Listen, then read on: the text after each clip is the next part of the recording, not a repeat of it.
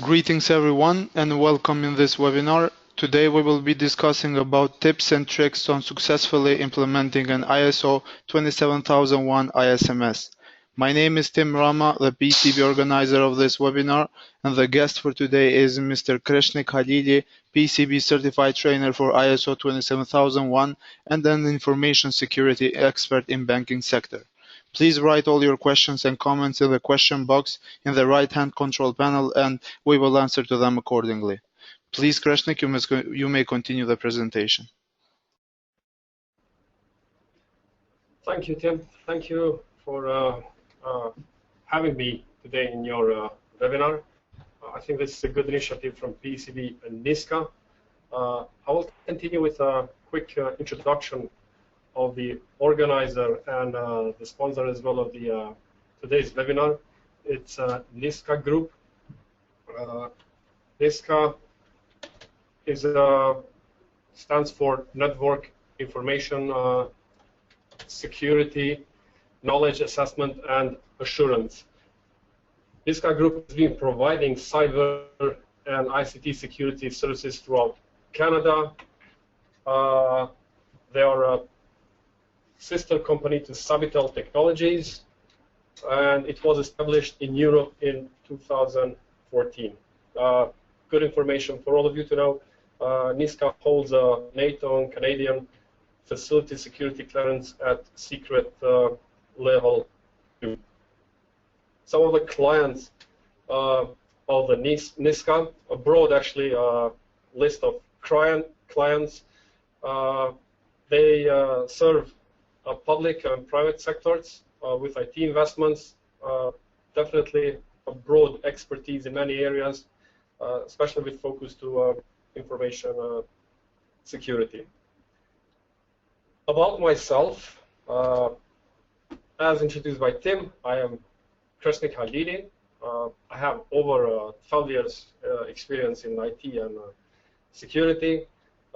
Originally started in IT and then evolved, or let's say moved to security. And currently I hold the position of head of IT. Basically, I came back to IT from security again. I have a different kind of hands-on experience as well. I'm not a fan of just reading and presenting. Definitely, I want to have hands-on experience, and this gives me a lot of, let's say, knowledge and first-level experience. I have an MBA from the University of Sheffield in UK. I've been a CISSP certified since 2007 now.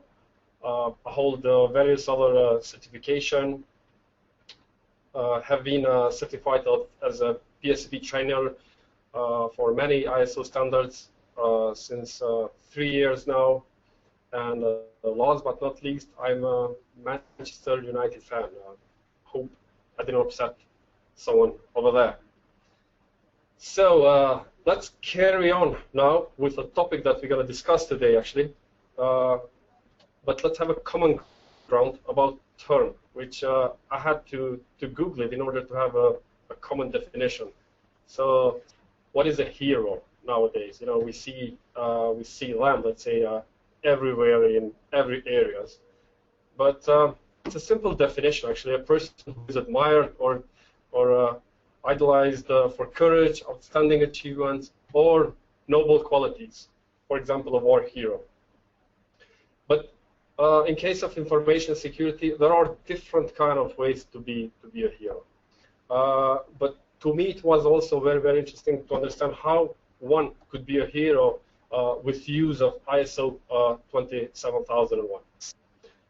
To put together, I look at it like a hero as an information security professional, and let's say a power or a superhero power. In this case, would be an ISO 27001. With bold controls and clauses in itself. Throughout my experience in the information security, I have seen two approaches to information security. I've seen companies which had, let's say, some sort of a proactive approach to information security, typically a mature organization, big MNBs with a lot of investments, which in early stages of development of company, they realize that information security is important and has to be part of every organization aspects, if not in every process. These organizations are mature, as mentioned. Definitely they have strategy in information security. It's in their agenda. And they react tactically to new threats. On the other hand, I've seen also a lot of organizations which have some sort of reactive approach to information security. This reactive approach came for many reasons. In some cases, an organization has experienced a massive security breach, or even small ones, and they wanted to react to the situation by realizing that we need to improve information security. On the other hand, there were also a lot of reactive approaches where organizations were pushed by regulators or different kind of authorities to improve information security.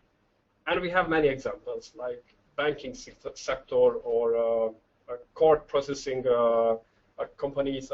They've been asked to improve information security by implementing PSI DSS, for instance. A lot of these companies originally they did not recognize the value of information security. To them, it was still something of the good to have a process. And because they have seen it just as a good to have process or let's say a function, they had also no idea where to start and improve it. No idea and no interest in some cases. On the other hand, I've seen also a lot of companies that I'm not going to say avoiding information security, but definitely keeping it under control due to the investments that are required in a proper functioning information security. But question is again, how we could be a hero in a proactive organization, mature organization that information security already exists in place and has the necessary resources. From my experience as well, I've seen when companies has reached a level of maturity and in information security, they decided, or better saying, this idea to get the information security processes or management system to get certified against the ISO 27001. In many cases, I've seen it like this initiative to certify the ISMS according to ISO 27001. It was an initiative from the security officer. This created, let's say, also a good reputation for security officers by trying to add a value to the investments of the that are done in information security. And having the information security management system certified against the ISO 27001, it means a lot to a lot of organizations in terms of competitive advantage. It's great marketing for the organization. In many cases, it differentiates the organization from the rest of the companies, let's say, working in the same business area. So more or less, this is how you could be a hero in an organization by simply just bringing the idea of certifying the existing process according to ISO 27001. But let's say the opportunity or the space to even be a bigger hero, it's more in a reactive organization. As mentioned before, reactive organization, they responded to information security due to a trigger that came for various reasons. In some cases, these organizations, it's worth mentioning, they had IT or information security as part of IT. And the focus was mainly technical. But to be hero in this case, as a new information security officer, or let's say someone moving from IT to information security, first thing first is like to grab a copy of ISO standard from ISO.org. Definitely, the standard will first of all will expand the horizon of knowledge, not only on technical area, but what's more important, also in a managerial area. Once you get the copy, you could start with a small gap analysis with your organization, just to identify what clauses or controls are already applicable in the organization, and what could be done to implement the other controls of ISO 27001. Once a gap is identified, sure, the next move will be to identify quick wins. And quick wins could be of any form. Typically, lack of documentation. It's a big gap in many young organizations in information security. Believe it or not, but many organizations that I visited, they even didn't have a security policy, for instance, which I consider it's one of the most important documents in the organizations. But once you start to identify the quick wins, it's also important to have the necessary resources in some area. If, let's say, the organization is willing to invest in information security due to some security breach, they have to be prepared, like the investments should be done. I don't know, having or let's say purchasing new equipment, new controls, new technical controls, and so on and so forth. And what's more important,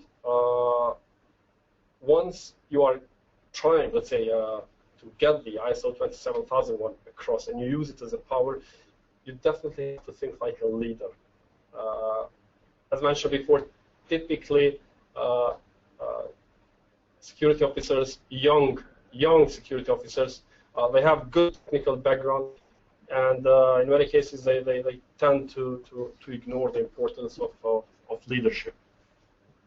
And the urge to be technical, like examples, we should buy these kind of firewalls and we should implement this kind of anti-virus. It creates, let's say, a drawback when it comes to face the higher level of managerials, which in many cases they are not aware of technicalities. All they want to know is some KPIs, and as much as you can to transform the achievements in numbers, to quantify them. And more or less, this will help a lot to be a hero, but it has to be first. You know, it requires some dedication. In the next slides, I have print screen some parts of ISO 27001, which could be used as a basis to start an information security program in an organization that is still maturing. And the first one is a clause 4.1, understanding the organization and its context.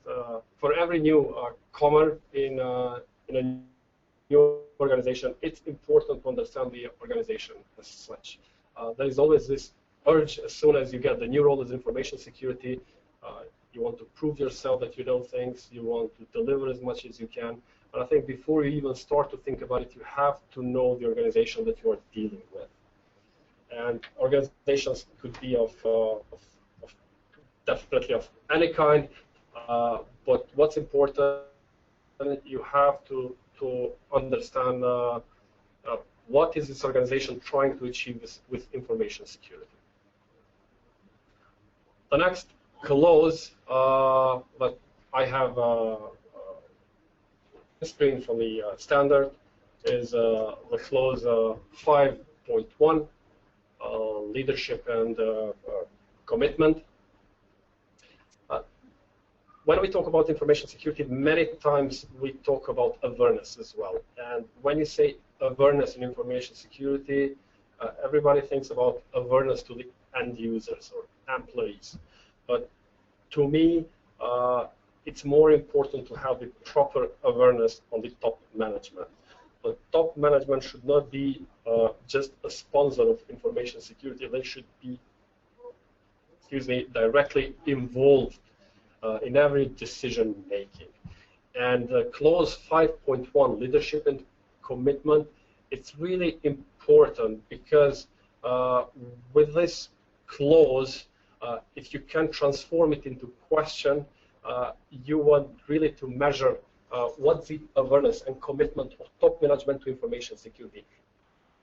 Is it to them just a check in their to-do list, or is it something that they're really treating information security as important point in their agenda? As well, in leadership and commitment, information security, it's really important. This is a point A. As mentioned before, information security, let's say, it's one of the most important documents. And it's really important to compile it and include all necessary security objectives. Why is this important? Because every time when you encounter any difficulties to move forward with implementation of ISO 27001, you have to refer to the security policy. And security policy it has to be as well signed by the top management and should be known and available to the whole organizations. We have to face it, information security is not always something that is accepted easily by many organizations. Many, let's say, people see information security as a blocker, or it creates a lot of bureaucratic processes as well, because you need to approve and have control everything. But to overcome all these situations, you need security policy. So everybody is aware what you're trying to achieve. The next point that I have copied from the ISO standard, and that helps a lot to lift off the information security program, is policy top management establishing information security. I mentioned this in the previous slide as well. Yeah, it has to serve the purpose of the organization, and as well should have the security objectives. The next clause from the ISO 27001, which is important, is the clause 612, information security risk assessment. I've seen it in many organizations that typically they don't have any risk assessment or information security risk assessment. And many organizations trying to implement functional information security management systems, they struggle a lot in this point. Especially if you look at the next points, like how we define the risk acceptance criteria and criteria for performing information security risk assessments. If you look at them, they sound like very sophisticated points. And what can we do about it? Do we need some risk professionals to come in and help us do it? But here, to have a proper implementation of the risk assessment, I strongly recommend also to look at the ISO 27005 information security risk management, which helps a lot for the security officers that are new in the area of the risk assessment. But as well, as mentioned, to have a lift off of the information security function and program within the organization. I've seen many security officers maybe on the first part skipping the risk assessment, but mainly focusing on the gap analysis. So they started with gap analysis, again the ISO 27001, basically just mapping one-to-one the controls and the existing situation. And later on, once they did the mapping, they started to have the risk assessment in place. The next clause, which is still important for a hero to move forward and implement the information security, is point 8.1, operational planning and control. This is very important because also from my experience, I've seen that many breaches or even incidents came due to proper function of processes which were not part of information security, but typically in IT, like change management. And it's very important to assess or to understand what are the change management processes in the particular organizations, especially to understand what is the approval process, who is involved, what are the documentation, and what are the KPIs that measure the success of the change management. So 8.1, it's another important power to understand the information security of the organization. The next one, which is again important, and let's say overlaps in some areas with the previous clauses. These are the controls coming from Annex A. To me, Annex A is, let's say, some kind of menu, just like you walk in a restaurant. But this is a menu for information security. You typically can choose from this menu which controls are, let's say, important at any organization, and which one should be implemented first. I picked some of these which will help in organizations to build an information security organization, I would say. And the controls from Annex A that will help you to build the security organizations are A5, information security policies, which treats mainly the documentation and the policies. So imagine you have Annex A in an Excel sheet, and on the right side you have another column which you want to look at this gap with the organization that you are building the information security. So you put all these controls and you go one by one to see how important they are to the organizations, and if they are existing already. And for this control, A5, information security policies, on the clause, we have sub controls like policies for information security. You need a set of policies for information security, and this includes as well the security policy. But other security policies that are important to be defined and approved as well. This includes the risk management if you want to start already. But in a young organizations, I would say it's important to have the policies like definition of critical assets, incident management, business continuity management. So some of these are the other documents that are important, and they fit to the control 511. But like in every management system, creating the documents. It's a first step because you may landing in the organization that has these documents, but what you want to ask in that case is like how often these documents are reviewed, and if they are, let's say, addressing the latest threats or the latest challenges of that organization.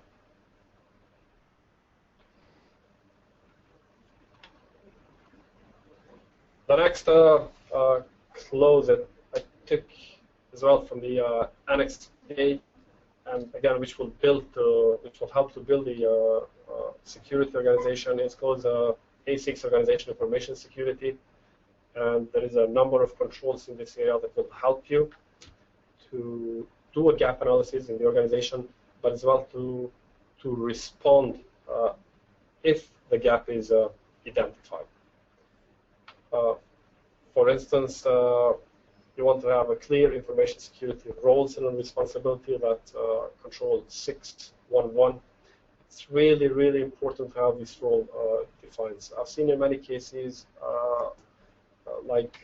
organizations tend to ignore this part and trying to centralize everything in a single person. A person that could multitask, which as well, depending from the size of the organization, it's not always possible. You need people who are experts in other areas, in incident management, for instance, business continuity, physical security, and so on and so forth. As well, in this clause, it's also important to have the controls like 613, contact with authorities. This helps a lot to understand in the organizations which organizations are important, or which regulators or legal institutions are important for the given organization that you are part of it. On the other hand, we have an important control here as well, which is 615, information security in project management.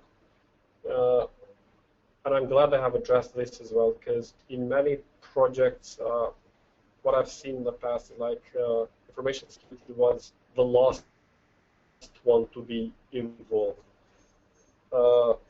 Just, let's say, for the sake of it, to have a cross-check that we have invited information security, they have analyzed the system, and there you go. Now let's move on with the project in the deployment. But this should not be the case. Basically, information security should be part of every project from the beginning, not somewhere in the middle of the project. Because if it's not involved in the beginning, and it's only involved during the finish of the project, it will only create some delays. And typically, these delays give a reputation of blockers, as I want to call it, to the information security. So we really want to make sure, and in this case, we have to cooperate closely with project management office to let them understand the importance of information security, and that it should be involved in the early stages of every project. Important in a project as well, it's a sign-off of the project. In many organizations I've seen, before any deployment, especially critical project, it was mandatory for chief security officer to sign off the project, and that could be implemented in production. Maybe a bit, let's say, a tough requirement, but this depends from the organization and to organizations. So A5 and A6 definitely will help you to build the documentation and the organization part of the information security in an organization that has just started with information security. And let's say if you have done a good gap analysis and you also have support from the top management, you will eventually lead in a information security organizations, that could look something like this. On the top part, definitely it could be the one that has started the information security program, or the person that was brought, let's say, to be a hero and prove itself. And once you have that persons, you can create an organizations in different kind of pillars, starting with the first part like information security officer, physical security officer, and business continuity management. I mean, this is just an example how a security organization could look like in an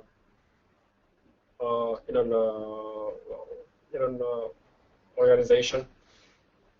But I've seen also as well that all these functions have been done by a single person, typically due to the cost and the lack of resources. But this is a typical.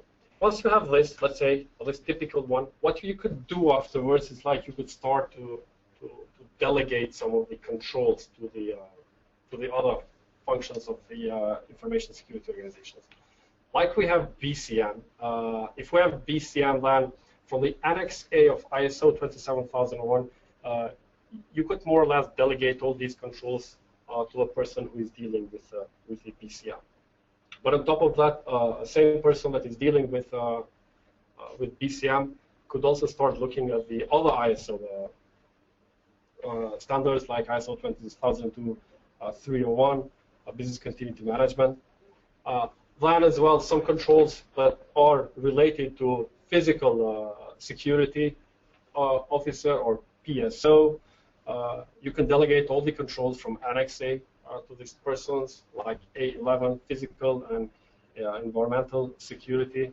But for physical security, this also depends from the organizations, because in some organizations, especially, let's say, also in the banking, physical security is required to be more advanced in some areas.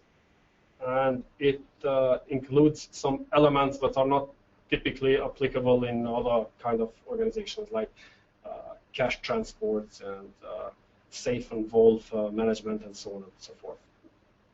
And you can also have some other clauses and controls that could be delegated to information security officer, like A9.2 user access management, or A16 information security incident management.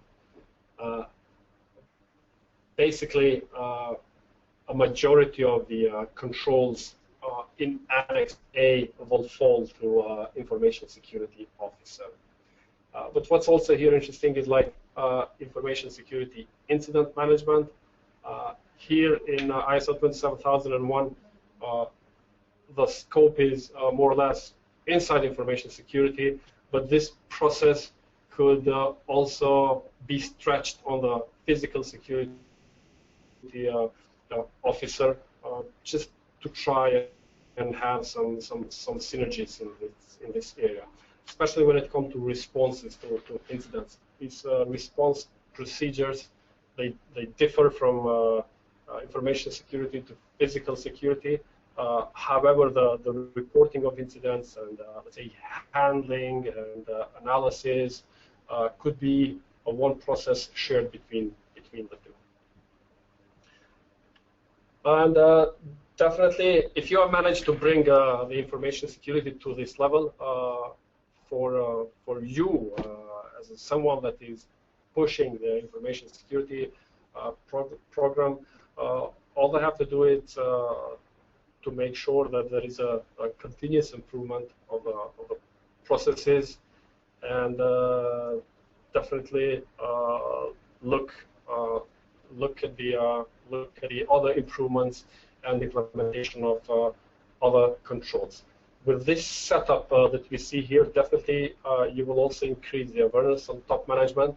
I've seen in many organizations that chief security officer is at the executive level, but I've seen it also in some organizations that CSO reports to Chief Operating Officer. And then, of course, for you as a hero, all you have to do is translate your success in quantifiable numbers. I propose, since maybe I'm banking and we talk a lot money here, I propose to translate every part of your success in money, and especially increase in awareness on top management, how many amounts have been saved, how many incidents have been avoided, and as a result of these incidents that have been avoided, how much damage we have avoided. Same for BCM person. You want to prove to the top management that you are ready in case of any disaster, and so on and so forth. And yeah, as a hero that you are pushing forward the information security, you have to remember one thing. With great power comes great responsibility.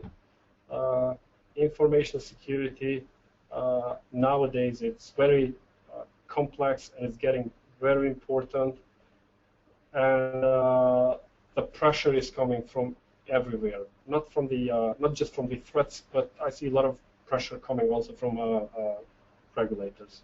So don't underestimate the responsibility that sits with information security, and be ready to learn new things. Attend trainings, attend webinars like this, exchange information, and keep being a hero all the time. I want to thank you for participating in this webinar. It was a short one. Just wanted to share some of the experience I had with other organizations. If you want to know more and have more trainings, please get in contact with NISKAA Group. They will be they offer and they have the catalog of the available trainings that you could schedule one. As well, please add me on the LinkedIn. Just search Kreshnik Halili, or follow me on Twitter at Kresha. Thanks again for joining this webinar. And if you have any question, please let me know. Thank you, Kreshnik. Thank you very much for this great presentation. I believe the attendees have joined it as well. Actually, we have some questions. The first question comes from Mr. Tibal, and this question is, does quick wins mean we should start by resolving small problems which can be handled quickly and easily, or is it better to begin by most important ones? Quick wins. What I employed with quick wins. If you walk in an organization and you see like they don't have a security policy, which I think it's one of the most important documents, I think this is where you start as a quick win. Ask the top management that we need a security policy, and we have to build it and compile it according to the security objectives. However, as mentioned before, if this organization is implementing information security because they are reacting to some security breach, then a quick win would be also a technical aspect, like implementing a firewall or implementing antivirus or something like that. But typically, documentations and having the proper documentation is a quick win that could be easily achieved. Thank you. And the next question comes from Mr. Maranon. On the slide with CISO, ISO, PSO, so the slide where it was the organizational structure, Where does risk management fit in? His question is, where does the risk management fit in? The risk management is responsibility of chief security officer. Again, risk management, information security and risk management. However, when it comes to risk assessments, I think this part could be delegated as well to different kind of functions. For instance, the risk assessment part could be delegated to information security that has to do with information security because they have also the expertise to assess the risk. But on the other hand as well, the physical security could be, let's say, doing risk assessments on area of physical security. So risk management as a whole is the responsibility of CSO, but risk assessment activities could be distributed among all the three roles in the organization. Thank you. And next question comes from Mr. Mola.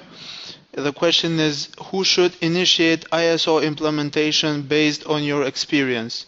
An information security officer that needs to prove the business value to the management, or management that will intend their statements via policies? You know, in the best case, this should be initiated by top management, especially to have their commitment. If you have top management initiating this, then you will get the full support from everybody in the organizations. However, in the mature organizations or proactive organizations, as a security officer, you could just initiate the certification part. Top management is happy, let's say, with the performance of information security of such. They know that they have policies, they know that they have good people, expertise, but they are not aware maybe of the value of getting the information security certified according to 27001. And here, as a chief security officer, personally, I would go to the top management and say, we are doing very well in information security. Everybody is happy with what we are achieving. Why don't we just certify? So besides that we internally know the value, let's have this information security certified and have a public awareness that will help us to have a competitive advantage. Thank you. And the last question comes from Mr. Kellam Work. He said that I have passed through the process you have described and produced on information security policy, and by now I am planning to produce 3 to 5 year strategic plan. So how can ISO 27001 help me in this case? ISO 27001 could be a good guidance here. If you have just started, let's say, with implementation of information security, start with a gap analysis. Gap analysis will help you a lot to understand what do we have in place and what's their importance. If you have something in place, some controls from Annex A, you want to see if they are effective.